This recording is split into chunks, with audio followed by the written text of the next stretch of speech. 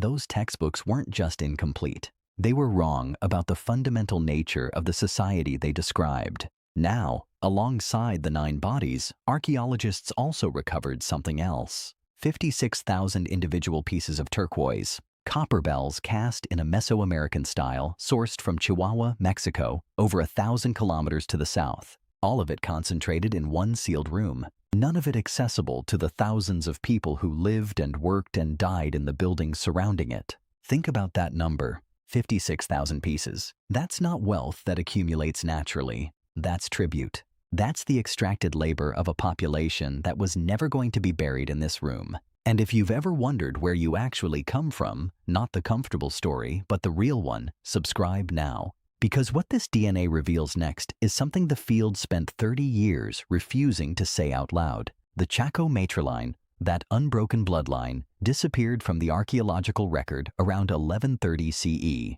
Science assumed the lineage ended. Science was wrong, and a paper published in Nature in 2025 just confirmed where some of Chaco's people went. But it didn't find the rulers. It found the people they ruled, and those people had been waiting to be found. Before we go any further, I want to know something. Does your family carry an oral tradition? A story passed down about where you came from? A place always mentioned? An ancestor always named? Drop it in the comments below, because by the end of this video, I want you to think about what it would mean if science had spent a century telling your family that story was wrong, and then the DNA proved your family was right all along. What they waded through was not quiet. Southwestern Colorado, a site archaeologists call Cowboy Wash. Approximately 1150 CE, 12 people, maybe more, and every bone tells the same story. Cut marks at every joint where the flesh was removed, percussion fractures where the marrow was extracted, and on the skull fragments, a very specific kind of abrasion, what forensic scientists call pot polish, the wear pattern left by bone boiling against the inside of a ceramic vessel.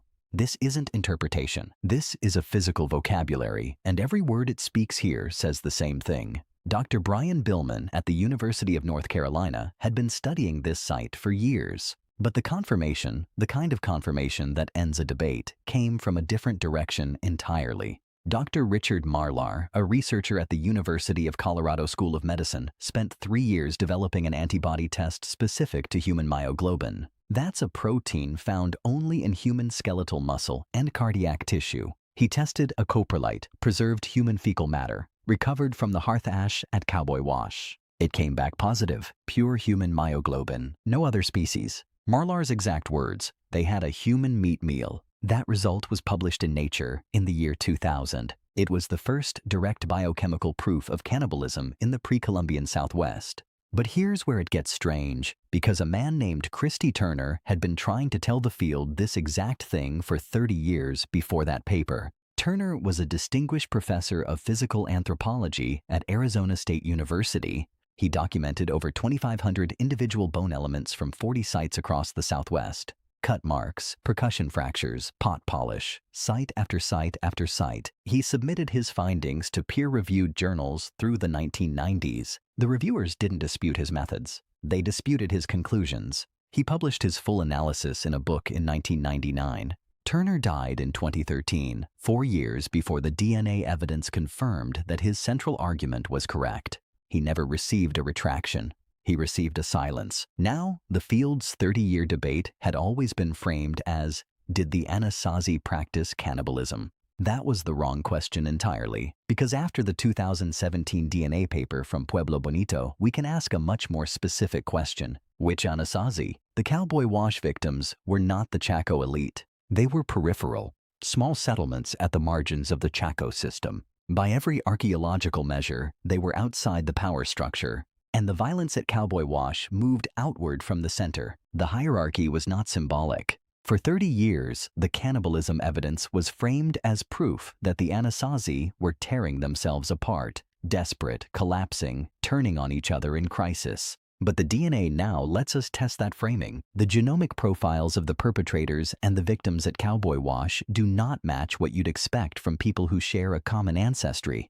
The genetic signatures point somewhere else. Somewhere else means south. The nuclear genome data from the Room 33 individuals, extracted and analyzed at Penn State's Ancient DNA laboratory, showed population affinities pointing toward Mesoamerican ancestry, not toward the Four Corners Plateau populations that were already living in the region. The founding maternal ancestor of this dynasty didn't emerge from the local community. She arrived, and she didn't arrive alone. Dr. Kennett's team identified 22 copper bells in the Room 33 burial context, cast in a style specific to the Casas Grandes tradition from Chihuahua, Mexico, over 1,000 kilometers to the south. Now, archaeologists have described objects like this as trade goods before, something moving north through exchange networks, hand to hand, over generations. But 22 of them, concentrated in one sealed elite burial with a dynasty that shows Mesoamerican genomic affinity, that's not a trade pattern, that's a personal connection.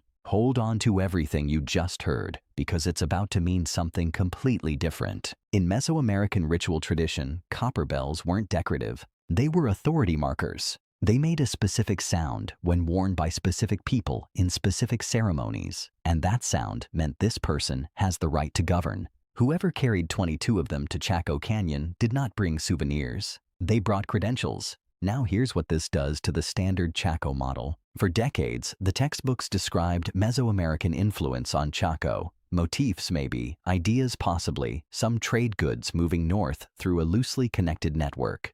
Cultural diffusion. The standard explanation for how ideas move between civilizations without requiring anyone to actually move. The DNA describes something else. It describes a person, or a founding group of people, moving northward, establishing themselves at the geographic center of a vast agricultural system and passing power through biological descent for over 300 years. Diffusion is passive. It doesn't build dynasties. What happened at Chaco had a direction and a decision behind it. And then there's this. Archaeology has classified the Chaco builders and the surrounding ancestral Puebloan communities as one people, the Anasazi, for over a century. One label for everyone in the Four Corners region.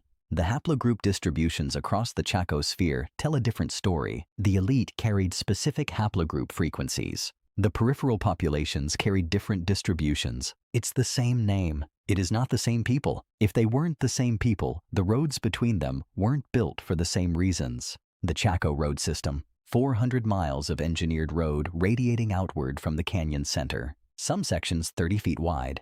Perfectly straight, not approximately straight, perfectly straight, regardless of what the terrain was doing underneath. Archaeologists describe this for decades as evidence of civic ambition, a regional network built by shared investment, a sign of a community that believed in connection. Stay with me, because this next part is the reason this video exists. Dr. Ryan Herod at the University of Alaska Anchorage spent years analyzing skeletal trauma at Chaco Canyon sites. What he found was stark. 28.5% of individuals studied showed at least one healed cranial injury with evidence of lethal violence. Compare that to 10.5% at the non-Chaco Mimbres sites in the same region.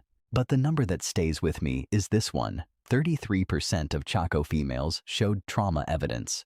5% at Mimbres. Dr. Herod's conclusion was direct. Violence at Chaco Canyon was used as a means of social control by higher status members of the population. Not warfare, not raiding, governance. Now look at the road again. At McElmo Canyon in Colorado, the Chaco Road crosses a cliff face. The terrain demands a detour. A deviation would have been faster, easier, and still functional. The road doesn't deviate. It crosses the cliff anyway. That is not how trade infrastructure behaves. Trade routes negotiate with terrain because they exist to move things efficiently. This road was built to send a message. It was built to say, we do not change course. Actually, real quick, if you watched my last video on the genetic origins of ancient ruling classes, you already saw how this pattern works at a global scale. Did that change how you think about who actually built the monuments we call wonders of the ancient world? Tell me in the comments, because what the Chaco road system is about to reveal makes that question a lot more specific. The haplogroup data from the outlier sites confirms what the roads suggest.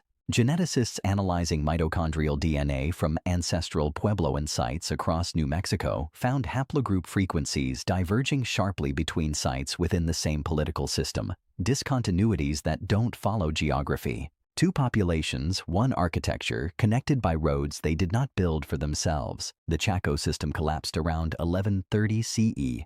The University of Arizona's tree ring laboratory confirmed it. A catastrophic drought, the worst in 300 years. Crop failure. The whole structure should have come down then, and it did. But the construction record at Pueblo Bonito stopped. No new building, no new burials in room 33. Approximately 10 to 15 years before the drought reached its peak. Something ended the dynasty before the drought could. The timeline collapses. The collapse, when it came, was faster than drought explains. The University of Arizona's Laboratory of Tree Ring Research analyzed construction timbers from Pueblo Bonito and confirmed it precisely. The drought began around 1130 CE. It was severe. It was real. Crop failure, water table collapse, the end of the agricultural surplus that powered everything. And if you were writing a textbook, this is where you'd stop. The system needed food, the food ran out, the system ended. Drought, collapse, dispersal, tragedy of environmental pressure. It's a complete explanation. A lot of very good textbooks use it. But here's where it gets strange. The construction at Pueblo Bonito stopped earlier, 10 to 15 years before the drought peaked. The last burial in room 33, no later than 1130. The building stopped first, then the burial stopped, then the drought arrived. Whatever ended the dynasty, it wasn't waiting for the rains to fail. And there's something else. The Diné, the Navajo people, have an oral tradition about Chaco Canyon. They call its inhabitants Ana'i, the enemy ancestors, not the ancient ones, not the mysterious ones, the enemies. Their traditions describe a ruling class that extracted labor, used violence as a tool of control, and was ultimately brought down, not by weather, but by the people it governed. This tradition was documented by ethnographers, published in the academic record, and set aside. The tree ring data was cited in 50 peer-reviewed papers. The Diné oral record wasn't. Then, in the final piece of this picture, it's the year 2000, and Dr. Richard Marlar is holding a test result from a copra light recovered from the hearth ash at Cowboy Wash. The test finds human myoglobin. But here's the detail that doesn't fit the drought narrative. There are no famine markers in the surrounding context. The people at Cowboy Wash were not starving. Their settlement shows no evidence of desperate resource depletion before the attack. Someone came to the margins of the Chaco system and processed the people there, and the processed remains don't tell the story of a civilization turning on itself in hunger. They show signs of purpose. The people at Cowboy Wash who survived, and genetic evidence from nearby sites confirms that some did, carried what they survived in their mitochondrial lineages. Those lineages continued into the post-collapse record. And if you carry indigenous ancestry from the Four Corners region, there is a specific, non-metaphorical probability that you carry a biological trace of what happened at that settlement around 1150 CE. Not symbolically, genetically, in your cells right now. Purpose leaves a genetic record. The populations at the margins of the Chaco system, the people who lived under that road network, who provided that labor, who filled those outlier settlements, did not disappear when the dynasty fell. The maternal lineages continued. New communities formed in the northern Rio Grande Valley. The same mitochondrial signatures, moving, reorganizing, building again. The system that had governed them for over 3 centuries collapsed. They didn't. This isn't just ancient history.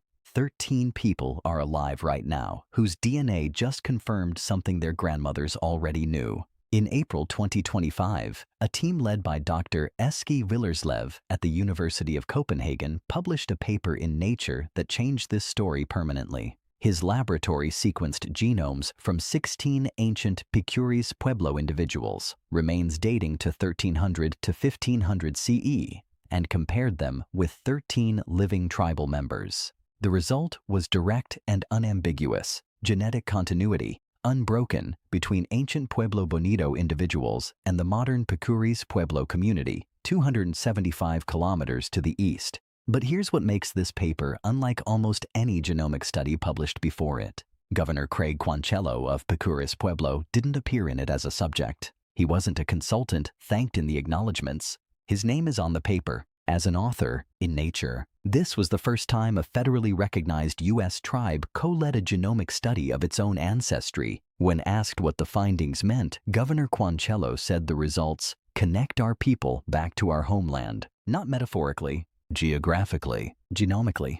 And here's what the Picuris had been saying, documented, published, set aside for generations before that paper. Their oral traditions held that their ancestors came from Chaco Canyon, that they built Pueblo Bonito, that they survived the collapse and carried the memory northward to the Rio Grande Valley. Archaeology told them they were mistaken. The migration patterns didn't support the connection, the academic consensus said. The oral record wasn't reliable enough. Come back when you have something verifiable. The DNA published in Nature in 2025 says they were right about everything.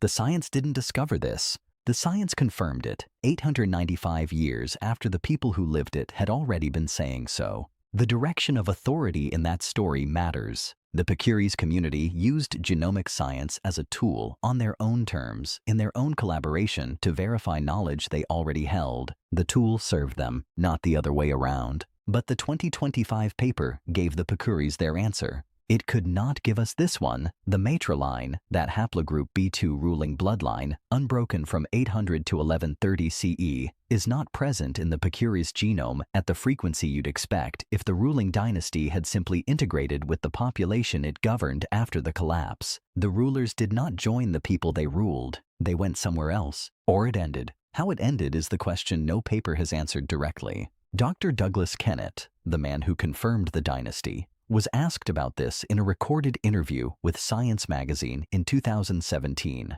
He was asked directly, was the dynasty's end violent? His answer was precise. He said, "We don't have evidence for that. We have evidence that the burials stopped." That's an accurate statement. It's also a statement that creates more weight in what it doesn't say than in what it does. Because what his own paper had proven, that rulers and ruled were genetically distinct populations living inside the same political architecture, makes the question of how that architecture ended very difficult to answer neutrally. Dr. Ryan Harrod's bioarchaeological analysis found that the rate of lethal cranial trauma at Chaco Canyon sites was nearly 3 times higher than at comparable regional sites, and that the pattern of violence was consistent with institutionalized social control, not warfare. That finding was published in 2012, but a man named Christy Turner had been building the evidentiary case for this exact interpretation since the 1990s. This finding was made over 30 years ago. Nobody talked about it until a biochemistry lab proved him right. Turner was a distinguished professor of physical anthropology at Arizona State University. He spent 3 decades documenting evidence of organized violence across 40 Southwest sites. He submitted his findings to journals. The reviewers, by his own account, and the accounts of colleagues who witnessed the correspondence, did not dispute his methods. They disputed his framing. The conclusions were unacceptable. He published anyway in a book in 1999 and spent the next 14 years watching the field treat it as marginal. He died in 2013. In 2000, Marlar's biochemical confirmation forced the field to engage with Turner's evidence. In 2012, Harrod's bioarchaeological analysis supported the institutionalized violence interpretation. In 2017, Kennett's DNA confirmed a genetically distinct ruling class had governed the Southwest for 330 years. Not one of those papers issued a correction to the journals that rejected Turner's work in the 1990s. The silence continues. And here's something that should make you sit with this for a moment. Across an ocean and another millennium entirely, the Tiwanaku civilization of the Bolivian Altiplano collapsed around the same period. Ancient DNA from Tiwanaku sites shows the same pattern. A genetically distinct elite buried in elaborate tombs, sharp discontinuity from the surrounding agricultural population, and a collapse that archaeology initially attributed entirely to environmental factors. 2 hierarchies, 2 continents, 2 initial academic resistances to evidence of organized internal violence. Nobody has connected those 2 stories in a single publication. I'm connecting them now. Draw your own conclusion. The single piece of evidence that would finally answer what happened to the Chaco matriline, skeletal material deposited in room 33 after 1130 CE, does not exist in the published record. The crypt was sealed before the collapse. Nothing was added. The silence in that room is either the silence of a dynasty that ended quietly or the silence of an outcome no one buried evidence of. Kennett has the ancient DNA.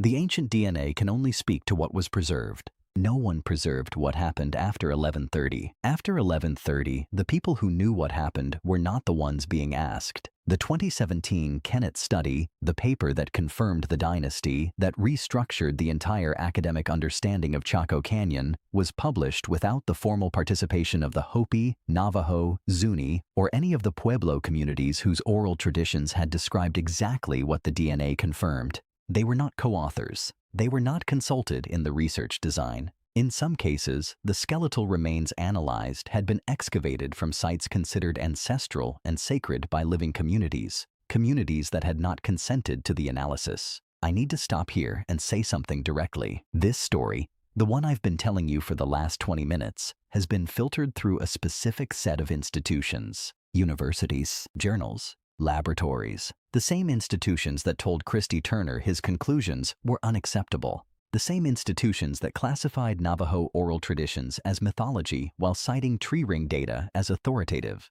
The same institutions that published the 2017 paper about a society that governed through genetic distinction, without asking the genetically descended communities what they already knew. The gap in this story is not a mystery, it's a choice. And the choice was made repeatedly, over a century, by people who decided which kinds of knowing counted as knowledge. Here's what makes the 2025 Picuris study different, and why it matters beyond the genomics.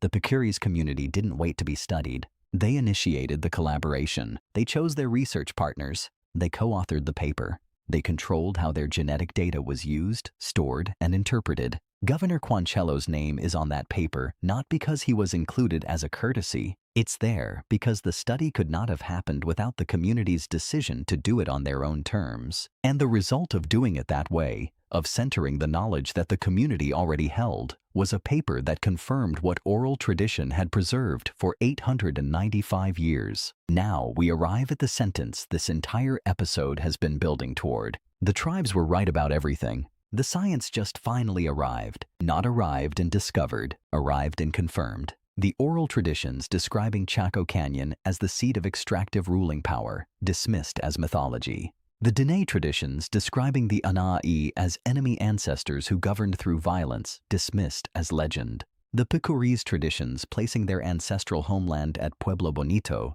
dismissed as unverifiable. Every one of those traditions was more accurate than the academic consensus that replaced them. Every one of them was preserved correctly by communities that were told their memory wasn't reliable. The DNA is the receipt for 500 years of being told you were wrong. Add that 13 living people carry direct genomic continuity with the ancient inhabitants of Pueblo Bonito. Their DNA connects them in a measurable, documented line to a population that was governed by a hereditary dynasty for 330 years, a population whose oral memory of that governance was dismissed by the institutions that were supposed to study it neutrally. But the Picuris are not a unique case. They are a confirmed case. The difference is the paper. Across the American Southwest, across the Four Corners region, across the northern Rio Grande Valley, there are living communities whose maternal lineages trace back to the same haplogroup signatures documented in the Ancestral Puebloan archaeological record. The population didn't end in 1130. The population didn't end at all. It reorganized, moved, adapted, and continued, carrying memory in two forms simultaneously: in their oral traditions, which turned out to be accurate, and in their mitochondrial DNA, which the science is only now beginning to read correctly. If you have Native American ancestry from this region, this is not a metaphor. The biological trace of what happened at Cowboy Wash, at Pueblo Bonito, at every outlier site along those 400 miles of road, it may be in your cells right now. Not as trauma in any mystical sense, as lineage, as the simple physical fact that some of the people who lived through that system survived, had children, and those children had children, and that chain has not broken. And if you don't have that ancestry, if you're watching this from somewhere else entirely, somewhere that seems 1,000 miles from the Four Corners in every way, here's the question I want to leave you with. How many oral traditions has your own community carried for centuries that the institutions around you have called legend? How many times has someone with credentials told your family that their memory wasn't reliable, that the official record was more accurate than the story passed down at the table? The Picuris waited 895 years for a confirmation that they already held. The Chaco matriline, that bloodline that governed the Southwest for 330 years, has never been found in a living population. Not confirmed, not located. a dynasty that controlled the largest building in pre-Columbian North America, that extracted the labor of thousands, that left 56,000 pieces of turquoise in a sealed room as evidence of its reach, and its biological descendants are, as of today, unidentified. The governed population survived. Their memory survived. Their DNA survived. The rulers left no confirmed heirs. They left no oral tradition that anyone is still carrying. They left a sealed room, a family tree that ends abruptly in 1130, and a silence that the science has not yet broken. Some silences are not mysteries. Some silences are verdicts.